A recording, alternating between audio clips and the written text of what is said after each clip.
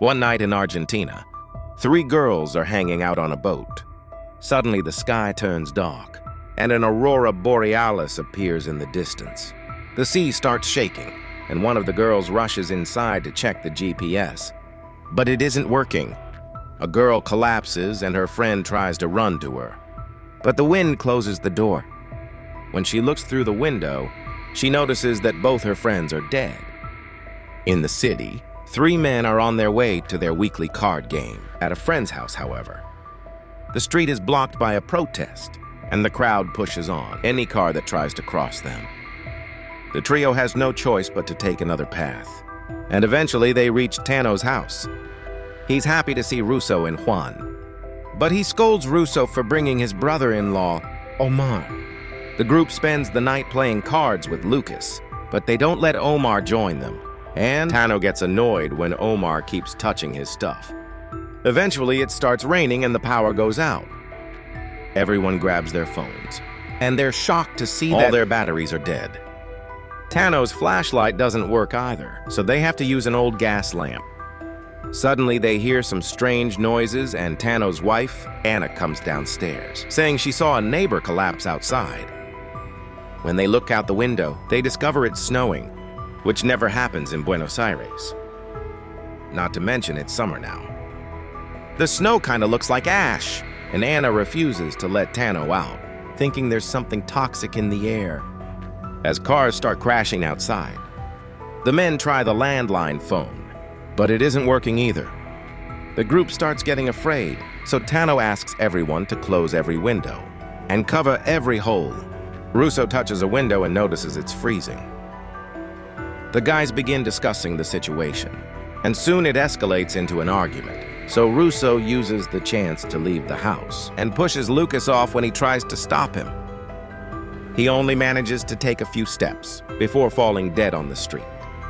Tano blames Omar for Russo's death, and the others have to separate them before they can fight as hours pass. The weather gets colder, and everyone puts on extra jackets. They're also worrying about their families. Suddenly, there's a knock on the old door connected to the garage. A woman calls out for help, but Tano is worried because she could be a liar, trying to take advantage of the situation. The others convince him it's the right thing to do. So Tano gets his gun while one breaks the old lock. Inga comes in and Anna takes care of her, while Tano and Juan take advantage of the now open car. To get into the garage, Juan wants to get the car keys. But there's a hole in the ceiling that is letting snow fall in front of the garage office. He moves inside Tano's car and connects a ladder to the office window. Then he covers himself with some plastic to climb in. Once he has the keys and comes back, Tano points at the fallen snow, noticing that it changes color after it's been on the ground for a while. The men try a bunch of cars, but none of them will start. Moments later, the group sees that a neighbor is alive. They try to make hand signals to stop him from opening the window, but it's too late. The man peeks out and instantly dies. When his wife checks on him, the same happens. Seeing this makes one even more desperate to save his family and announces he's leaving. The others help him cover his body from head to toes with multiple layers of clothing and plastic bags. Tano has an old mask to protect his face, but Juan turns down the gun. When Juan is about to head out, Omar grabs the gun and blocks the door, saying he wants the mask for himself. Tano easily takes the gun from him and reminds him who is in charge. Afterward, Juan can finally leave the building and confirms the improvised suit is keeping him safe from the snow. As he walks through the streets, he sees hundreds of bodies of both people and pets. The whole city is now covered in snow. A flashback shows all the tenants of a building having a meeting before the snowfall. Suddenly, the power went out, and a car crashed right into the main entrance. Everyone moved fast and didn't get hurt. But when a man went out to check on the driver, he instantly died in the present. Juan keeps on finding bodies everywhere, while his journey continues. He also hears someone whistling, but can't tell where it's coming from. After some more walking, a creepy stranger appears behind him. So he runs until he loses sight of him. Then he enters the station and finds the train frozen on the tracks. All the people who tried to escape are dead, but there are still a few survivors on the train. Asking for help, one goes inside and explains there's nothing he can do for them. He opens his bag to grab the water bottles and discovers Tano put a gun in there too. After giving the water to the survivors, Juan leaves. Moments later, Juan makes it to the building with a car in the entrance. He immediately starts climbing the stairs and finds survivors on every floor. Some of them are praying while others are arguing. Inside his ex-wife's apartment, he finds a man stealing stuff. One pushes him against the wall and demands to know where his daughter is. Neighbors rush in when they hear the yelling and ask one how he survived the snow. One freezes when he realizes there's some snow on his bare hand, but it doesn't hurt. The moment is interrupted by his ex-wife, Elena, who kicks the others out before telling Juan that their daughter, Clara, stayed at a friend's home last night, and she hasn't heard from her since. The guilt causes Elena to have a breakdown, and one comforts her. She doesn't have the friend's address, but she has the name, so one announces he'll go to the school to get the address from the files. When he tries to leave, the neighbors block him to ask lots of questions. He tells them the snow doesn't hurt after it falls, and he only survived by covering his whole body. However, they still don't let him move and insist they want to see the mask. So Juan takes out the gun to keep them at bay. On the stairs, he knocks down a man to clear the way, and the other guys angrily come after him. Elena asks a neighbor friend for help, but she closes the door in her face. The couple runs to hide in an empty apartment and blocks the door with furniture. After finding a body in the tub, Elena begins covering her body with layers of clothes. The neighbors are at the door, so one opens fire to keep them out. Then he makes Elena wear the mask and sends her to the school. She jumps through the window and survives by landing on the crashed car. At that moment, the neighbors manage to break in. So one covers his head with a plastic bag and breaks the window to make everyone run from the snow. One escapes through the window, but passes out from suffocation.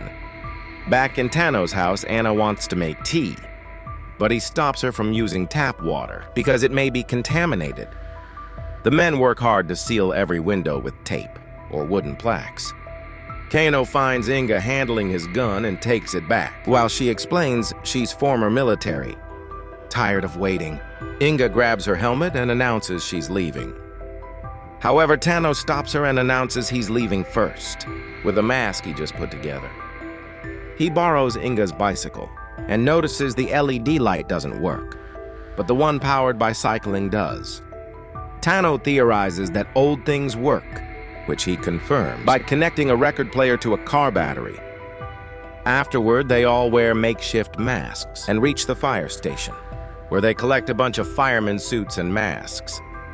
Meanwhile, Juan finds himself in a trench, watching a red light going up in the sky. Suddenly, he wakes up and discovers Elena found his friends on the street, so they came back for him in a truck. Tano tells him that old engines do work. Another flashback shows Inga before the snowfall. She noticed her brother's phone had a notification for a delivery, but since he was in the middle of a soccer match, she volunteered to do the job. This saved her life in the present. The group returns to Tano's house. He connects a radio to the car battery, but no matter what frequency he uses, nobody answers. An argument ensues over what to do. And Juan wants to borrow the car to find his daughter. Tano refuses, saying they need to stick together. At that moment, a man wearing a welding mask enters the garage.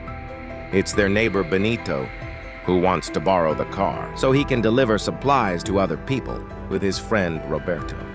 Tano refuses, and while they argue, Omar takes the chance to steal the vehicle and leaves after Benito leaves too. Tano tells the others he's not happy to hear Benito is working with Roberto because they had a falling out. As Omar drives through the streets, he sees a red light in the sky and gets distracted. He notices the cars blocking the road at the last second and tries to turn his vehicle, only to crash into a store. Meanwhile, Elena and Juan suit up and leave to search for their daughter. They try the first car they find, but it doesn't work at that moment. A truck with survivors passes by, so they hide until they're gone. These men find Omar and rescue him. The couple ends up spending the night in the car, and the people in the house can hear the looters breaking into the neighborhood stores. Kano keeps trying the radio to no avail. The next morning, Juan and Elena finally make it to the school and enter through the window. While Elena looks for the address, Juan searches for an old car that works. He enters a security cabin, and when he grabs the keys, he hears the whistling suddenly. He has a vision of the red light and destruction taking over the city, culminating in a big explosion. He wakes up inside the car, which does work in the school. Elena hears some banging noises and finds Pablo in a closet. His friends locked him up as a prank. Juan comes back and helps him out, slapping the boy when he's rude to them. The couple tries to tell him what's happening, but Pablo just runs away. He only stops when he sees all his friends dead outside. Pablo knows where Clara's friend lives, so he agrees to take the couple there if they promise to take him home afterward. When they make it to the house, they find a bunch of dead people in the garden. But no Clara. Pablo freaks out at the sight of the bodies. It turns out he gave them his home address, and that's his dead family. Pablo collapses with a fever, so the couple stops at a pharmacy for medicine. While they search the store, a pregnant woman bangs on the door, saying her water broke. Ignoring Juan's warnings, Elena opens the door and lets her in. This turns out to be a distraction for her armed boyfriend to ambush them. The woman slaps Elena, and after taking the bag and car keys, the man locks them in the closet.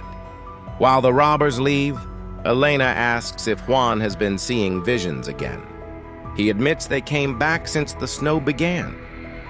Pablo at first refuses to open the door because he hates Juan's attitude, but he does it when Elena talks gently to him. The couple gives Pablo the mask they made for Clara, and they leave together on the street. One gets ready to shoot when he sees someone, but it's just a family getting away in their car. When they cross the station, one gets on the train and notices all the survivors are gone. At Thanos, Hinga comes back after looking for her brother, but she found him dead in the park. She also says she heard some weird noises, but didn't see anyone. Thanos gives her the gun and asks her to protect the house while he and Lucas go out for supplies. The duo returns to the fire station, only to find Benito and his gang. Benito wants to close all the roads, which Thanos disapproves of. He also wants Thanos to let them use his garage and gives him 24 hours to make his choice. When they return to the house, they discover a voice on the radio. A man from Uruguay confirms that the deadly snow is there too, and he's heard the same news from Brazil. They conclude the issue is happening around the whole world. Unfortunately, the call ends too quickly. Desperate to talk to the person in Brazil, Thanos climbs to the roof to move the antenna, but he discovers his compass isn't working. He rushes back to his workshop to check on other compasses and notices they're all behaving strangely. Eventually, the couple returns to Thanos' place with Pablo. Thanos informs Juan that he's changed his mind and wants to leave for his other house on an island. He tells him about the compasses and concludes that Earth's magnetic field has shifted, so he thinks the world is broken. Juan still wants to find his daughter, and they argue until Thanos says that Clara is dead, and Juan is in denial. At the gas station, the pregnant woman and her boyfriend are taking supplies from the store and gas from other cars. The man hears a noise and looks around with his flashlight until he sees something moving. Suddenly, the car shakes, and when the woman turns around, her boyfriend is gone. Something screeching breaks her window, and she screams as the car slides on the snow, eventually falling down a hill to kill her. At the local bridge, a person in a yellow suit walks at a fast pace. A group of people appears in the distance to cross the bridge too. At Thanos' house, the group holds a funeral for Russo. Afterward, Tano and Lucas go to the grocery store to get more supplies. One insists he wants to find his daughter, and Anna remembers that she recently threw out a bunch of phone books. They retrieve them from the dumpster, and Juan finally finds the address he needs. Juan leaves alone on foot, but Tano feels bad and decides to help him. In his car, he announces they'll find Clara, and then leave for the island together. During the trip, Tano shares his theory. He thinks that the ring of radioactive particles surrounding the Earth has been destroyed and caused the deadly snowfall. Moments later, they find the roads blocked by huge piles of cars. Suddenly, they hear a noise and are surprised to see military cars approaching.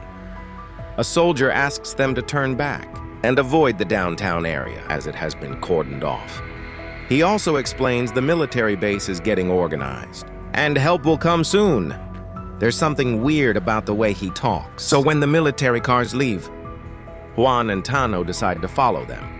After crossing a tunnel, the duo reaches downtown, and the soldiers open fire at them. They start driving in reverse to escape, but a bus falls from the bridge and blocks the way. The duo goes ahead and drives past the soldiers, only to discover they're shooting at something else. It turns out there are giant bugs on the bridge, throwing the vehicles, and the military can't stop them. When a man appears in the middle of the street, they turn the car to dodge him, and the vehicle ends up sliding on snow as it rolls. Juan has a vision of the red light and his daughter, Clara. The car stops when it crashes into a garage. Juan watches the bugs climb down from the bridge and go after the soldiers, capturing them using tentacles and wrapping them in something like cobweb. Tano helps Juan get out of the car, and they rush upstairs just in time to avoid the bugs hitting the garage gates as they move. One continues to have visions of the red light and utter destruction. They manage to hide on the roof, and after a while, they take a look around to confirm all the soldiers and bugs are gone. Then they come down and take the fallen weapons, before continuing their journey. When a bug appears dragging a web person, they hide and watch it drag the body into newly built nests. As they continue to move, Tano accidentally slips and hits a dumpster. A bug hears the noise and comes for them, so one opens fire, but Tano's gun is stuck. With an accurate shot to the head, one kills the bug before it gets too close. Unfortunately, the noise gets the attention of more bugs, so the duo starts running. Some of the beasts chase after them, while others feed on the dead bug. Thankfully, a man sees them and waves his hands to show them where to go. When they reach the doors of a church, people from the windows throw Molotov bombs that light the bugs on fire. The man opens the door for them, and they take a hidden tunnel into another room while avoiding the bugs in the main church area.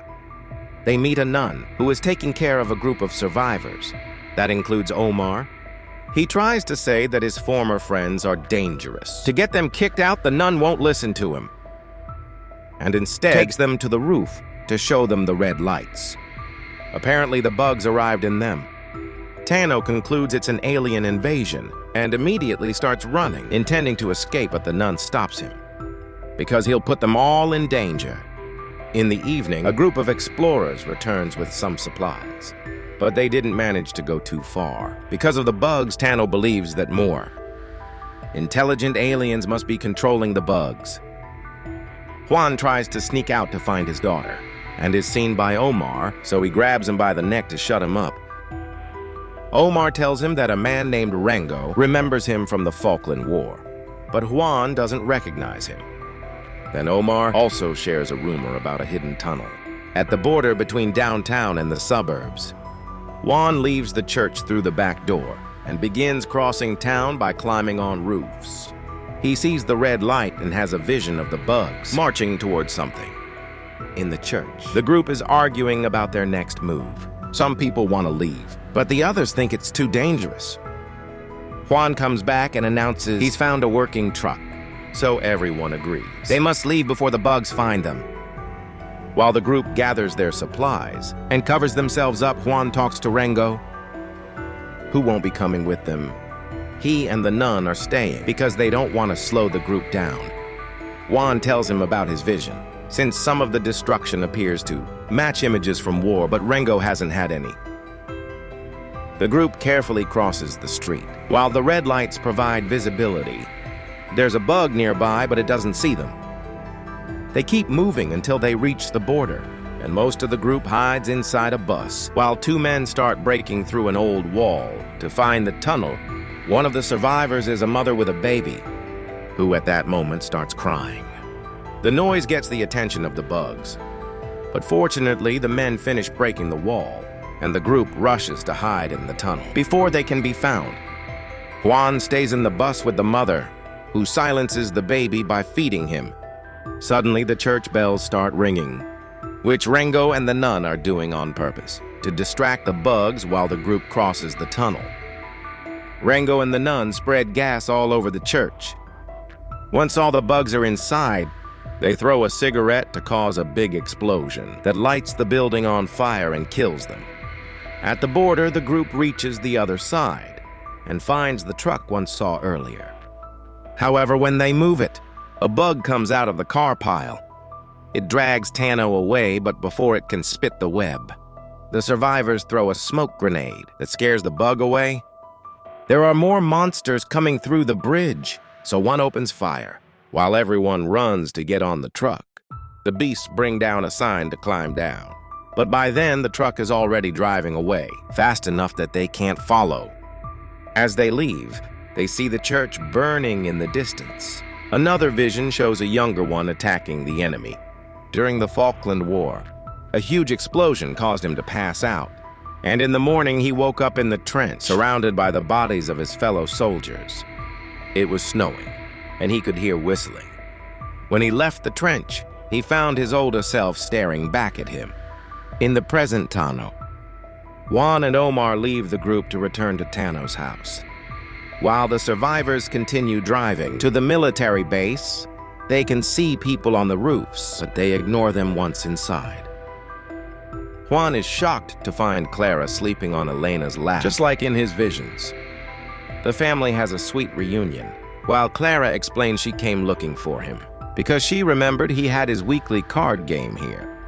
Meanwhile, Roberto comes with some of Benito's men, saying they heard rumors about the bugs. When Tano confirms it and informs them they're leaving, Roberto offers a deal: his RV for Tano's house and garage, because they think they can fight the monsters. Tano gladly agrees once everyone is ready. The group gets in the RV, and Tano notices that the yellow suit Clara used to come here as the one from his boat. As they drive away, they have to dodge a crazy car that is desperately trying to escape from town. Eventually, the group makes it to the pier, only to discover there's no water in. The area is too muddy to drive through the river. On a fisherman's bucket, they notice a fish is still alive. Omar thinks they should also go to the military camp, but Juan and Tano decide they should drive north to try to find water there. If they don't, they'll consider a different plan. Before leaving, Tano goes to check on his boat. As they continue their journey, they see the crazy car from earlier crashed on the side of the road. The family appears to have been shot. When Clara wakes up, they ask her where she got the suit and the mask, but she doesn't remember wearing any of that. After a few hours of driving, they find a big mall where lots of people seem to be hiding, so they decide to spend the night there. While everyone settles down, Juan admits to Lucas that he is troubled by Clara's return. Because it feels unreal, Lucas just thinks. The situation doesn't let him think clearly. During dinner, most people are happily chatting or dancing, but Juan is wary of so many strangers together. When a neurodivergent boy approaches Clara, she freezes for a few seconds before her hands start slapping her. Parents have to help her calm down and take her away to a tent. Elena thinks they should go to the military base to get help for Clara, but Juan reminds her that he can't go there. The conversation is interrupted by Tano, who reveals he couldn't find his boat. However, he did find the logbook, and Clara's signature indicates she took it. Meanwhile, Lucas goes looking for alcohol and hears some weird noises in the next room. The next morning, everyone excitedly goes outside. Because it stops snowing, people celebrate the sunlight. While Tano checks his compass, he discovers that the poles have inverted and now south as the new north. Anna then realizes that Lucas is missing. While Tano and Juan go looking for their lost friend, a car parks outside and 3 masked strangers come out. Suddenly, these strangers open fire, killing a bunch of people.